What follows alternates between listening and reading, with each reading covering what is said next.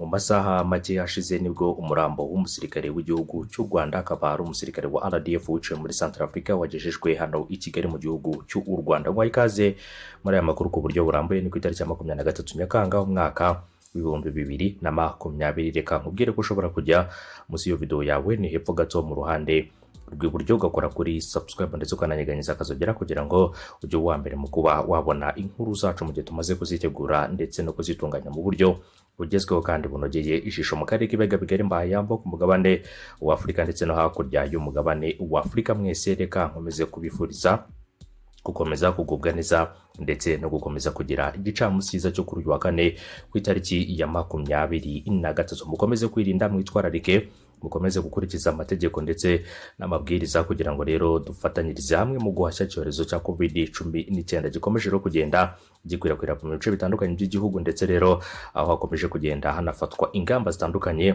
zo gukomeza rero gukumira ndetse no kurinda abenegihugu. Iki cyorezo gikomeje rero kugenda kiba icyorezo gikomeye cyane kinahitana ubuzima bw'abatari bake, nk'uko rero amakuru amaze kutugeraho abitangaza n'amakuru avuga ko igisirikare cy'u Rwanda cyatangaje ko umurambo wa Sergeant Major Nsabiyaremye Edouard uherutse kugwa mu gitero muri Centrafrique aho yari mu butumwa bw'amahoro, akaba rero umurambo we wagejejwe mu Rwanda ku itariki ya 21 Nyakanga 2020. Ikindi kandi uyu Sergeant Major Nsabiyaremye mwibutse ko yaguye mu gitero cyagaguye ku ngabo za Loni mu gace rero kageze muri prefecture ya Nanamambere mu majyaruguru ashyira uburengerazuba bwa Centrafrique ku 13 Nyakanga 2020. Iki gitero kandi kikaba cyaragabwe ku ngabo za Loni, bivuga ko rero cyagizwemo uruhare n'umutwe witwa 3L cyangwa se Retour Reclamation et Rehabilitation. Ikindi kandi mbere yuko umurambo we uzanwa mu Rwanda akaba yarabanje gusezerwaho mu cyubahiro, nkuko rero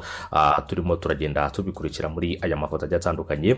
Yabanje rero kuba asezerwaho mu cyubahiro ku kibuga cy'indege cya Bangi Mpoko ni kuwa 21 Nyakanga mbere yuko umurambo we woherezwa hano mu gihugu cy'u Rwanda. Umuhango rero ko musezeraho bwa nyuma ku kibuga cy'indege witabiriwe n'abanyacyubahiro batandukanye barimo na perezida wa Centrafrique Feston Archange Touadera, umugaba rero cyangwa se akaba hari n'umugaba wa MINUSCA witwa General Daniel Sidiki Traore ndetse n'intumwa yungirije y'umunyamabanga mukuru wa Loni muri Centrafrique Denise Blau. N'ikindi kandi igisirikare cy'u Rwanda kikaba kihanganishije umuryango n'inshuti z'uyu musirikare witabye Imana kwa 24 rero Nyakanga nibwo uyu mugabo agomba kuzashyingurwa i Kanombe mu irimbi rya gisirikare ku itariki ya 24 Nyakanga. Uyu mutwe kandi wa R3 wagabye iki gitero ugizwe n'abarwanyi bo muri Centrafrique washinzwe rero mu mwaka wa 2015 uvuga ko ugamije kurinda abaturage ibitero bya Antibalaka uyoborwa cyangwa se Antibalaka rero uyoborwa n'umuntu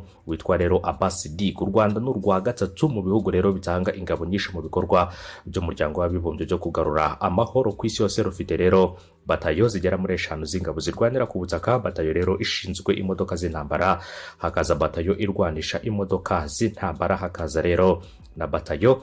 Ikindi kandi usibye iyi ngiyi irwanisha imodoka z'intambara hari ishami ry'indege, hari abaganga, abakozi n'indorerezi za gisirikare, hari ingabo zisaga rero 5342 za RDF ziri muri ANSOMO, MINUSCA, UNAMID, UNISFA ndetse na UNIMIS nk'uko dukomeza kugenda tubitangarizwa rero n'ingabo z'igihugu cy'u Rwanda. Ikindi kandi uwitwa Lieutenant Colonel Safari uyoboye batayo y'u Rwanda muri MINUSCA muri rero umuhango wabaye wo gusezeraho bwa nyuma nyakugendera ku kibuga cy'indege cya Bangi yagize ati rero mu izina rya batayo y'u Rwanda muri MINUSCA n'umuryango w'ingabo z'u Rwanda turashimira ababanye natwe rero muri ibi bihe bikomeye dusezera bwa nyuma kuri mugenzi wacu akaba ari Sergeant Nsabiyaremye Edouard. Lieutenant Colonel Safari kandi yaboneyeho gushimangira ko RDF ikomeje kwihanganisha no gufata mu mugongo umuryango wa nyakwigendera. Ubuyobozi bw'ingabo z'u Rwanda bwatangaje ko rero u Rwanda rutazatezuka ku nshingano yo gukomeza kugira uruhare mu bikorwa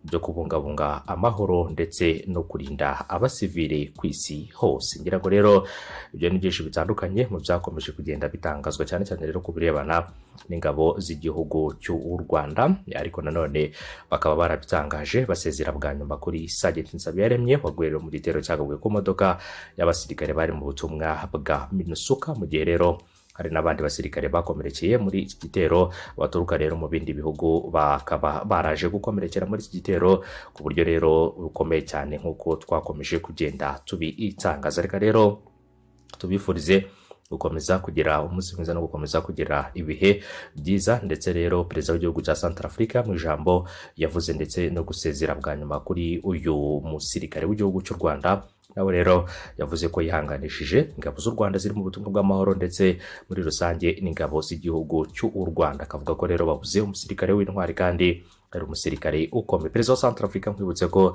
amazina ye ni Faustin Archange Touadera, akaba rero ariyo mazina ya perezida w'iki gihugu cya Centrafrique. Ngira ngo rero Centrafrique ni hamwe mu hantu hari ingabo nyinshi ziri mu butumwa bwo kubungabunga amahoro, nyuma rero yaho hari ibikorwa bitandukanye by'inyeshyamba byari bikomeje kugenda byogoza abaturage ndetse rero no mu bindi bihugu byo ku mugabane wa Afurika, si Centrafrique gusa, kubera ko hari n'ahandi rero hari ibikorwa byinshi cyane bigiye bitandukanye byo kuba rero ari ibikorwa byo kugarura amahoro ndetse no kubungabunga umutekano bikorwa n'ingabo z'igihugu cy'u Rwanda ndetse no mu bindi bice byinshi bigiye bitandukanye, aho rero bakomeza kugenda bakora akazi ko kubungabunga amahoro muri ibyo bice. N'akazi rero gasaba ubwitange, ntabwo ari akazi buri wese ashobora kuba yabyuka mu gitondo ngo avuge ngo nagakora. Ni akazi gasaba ubwitange kandi kakasaba imbaraga, umuhate ndetse rero no kugakorana urukundo n'ishyaka kuri buri muntu uwo ari we wese. Ntazagire ukubeshya ko rero akazi nk'aka ngaka gahemba menshi cyangwa se ari akazi gashobora kuba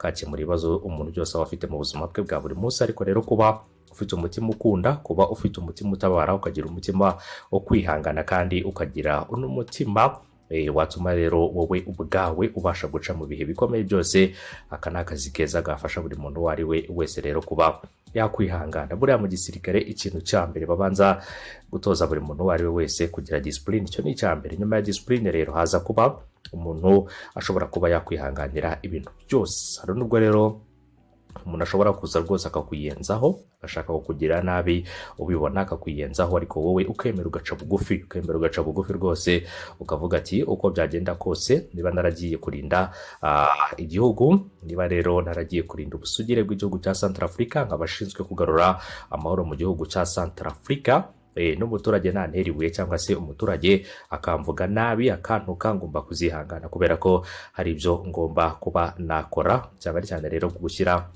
mu nshingano zanjye ibikorwa bimwe na bimwe bitandukanye, cyane cyane rero mu kuzuza izo nshingano. Niyo mpamvu rero abo bireba bose bafite ubwo bubasha ndetse n'ubushobozi bwo kuba babikora barabikora kandi bikagenda neza. Ikindi kandi uwihanganye niwe rero ubasha kugera ku ntsinzi. Ariko rero kwihangana ntabwo bihagije gusa, ugomba kwihangana ariko ukanamenya rero uburyo ugomba kuba urwanamo urugamba ukarurwanamo neza mu gihe hari ikitagenze neza, ukamenya uko ugomba kwitwara ndetse no kuba wabishyira ku murongo, cyane cyane ku birebana n'izi ngabo ziba ziri mu butumwa bw'amahoro. Si mu butumwa bw'amahoro gusa, even no mu gihugu imbere niko rero umuntu akwiye kuba yitwara, ndetse no ku rugamba nuko nguko ukwiye kuba witwara, kubera ko rero urugamba ruba ari urugamba. Urunguru rero narwo baba baragiyeho n'urugamba, kandi nta rugamba rubura akajorite mu buzima busanzwe, ndetse rero no mu gisirikare muri rusange niko bajya bakunda kubivuga. Ntabwo rero mbivuze kubw'izindi mpamvu, ahubwo rero n'imvugo igikunda gukoreshwa cyane cyane rero muri terimi zitandukanye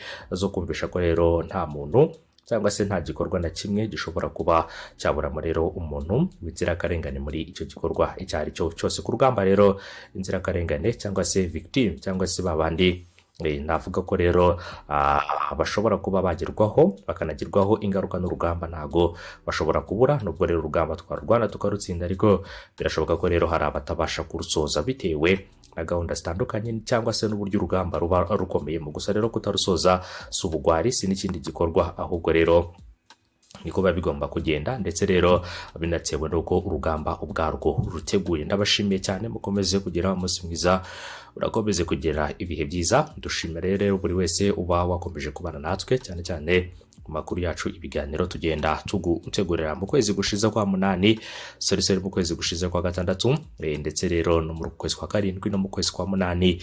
Amezi navuga ko rero ari amezi agenda satira, kuko uvuga ko rero turimo turagenda tugana mu bihe byo kuzuza umwaka. Dutangiye rero imirimo yo gutangira gukorana ntabwo umwaka wose rero nicaye kuri mikoro za M24/7 TV Rwanda mugezaho amakuru. Ntago rero ari ikintu kiba cyoroshye, urumva rero imbaraga biba byaratwaye, urumva ikindi kandi nawe imbaraga biba byaragutwaye kugira ngo ubashe gukurikirana ayo makuru yose, ndetse rero no kuba waragiye witanga cyane cyane kubirebana n'aka kazi, ndetse rero ukanitanga ukamenya amakuru. Ibyo byose rero nibyo dushimira buri wese bagiye babana natwe. Mukomeze kugira umunsi mwiza, mukomeze kubana natwe, mukomeze kunogerwa na gahunda z'amakuru, ibiganiro tugenda tugutegurira umunsi mwiza 5 kuri 5. Mukomeze kugubwa neza, ndetse munakomeze kugenda mugira ibihe byiza. Mu kanya kari imbere, mu minota mike rero iri imbere, n'andi makuru ku buryo burambuye tugiye kuza tukugezaho. Nta makuru nanone nayo ashyushye navuga ko agezweho. Nagucike, umunsi mwiza kuri mwese.